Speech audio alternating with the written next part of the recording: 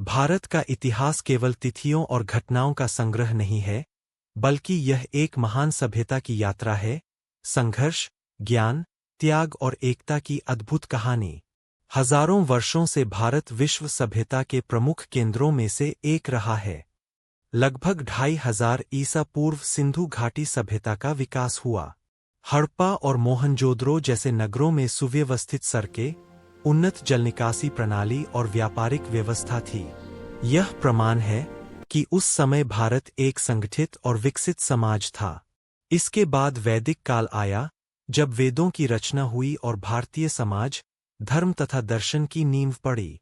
इसी भूमि पर गौतम बुद्ध और महावीर का जन्म हुआ। उन्होंने सत्य, अहिंसा और मानवता का संदेश दिया। उनके उपदेशों ने न केवल भारत, बल्कि पूरे विश्व को प्रभावित किया। भारत में अनेक शक्तिशाली राजवंश स्थापित हुए। चंद्रगुप्त मौर्य ने मौर्य साम्राज्य की स्थापना की और उनके पौत्र अशोक ने कलिंग युद्ध के बाद बौद्ध धर्म अपनाकर शांति और धर्म का संदेश फैलाया। गुप्त काल को भारत का स्वर्ण युग कहा जाता है, क्योंकि इस समय गणित, ज्योतिष और साहित्य में अद्भुत प्रगति हुई। मध्यकाल में मुस्लिम शासकों के आगमन से भारतीय संस्कृति में नया समन्वय दिखाई दिया। अकबर ने धार्मिक सहिष्णुता और एकता की नीति अपनाई।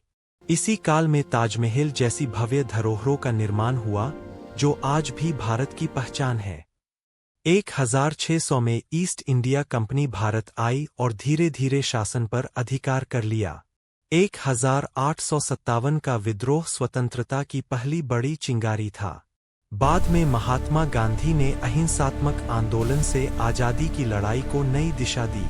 सुभाष चंद्र बोस और भगत सिंह जैसे वीरों ने अपने बलिदान से देश को प्रेरित किया। 15 अगस्त 1947 को भारत स्वतंत्र हुआ। आज भारत दुनिया का सबसे बड़ा लोकतांत्रिक देश है।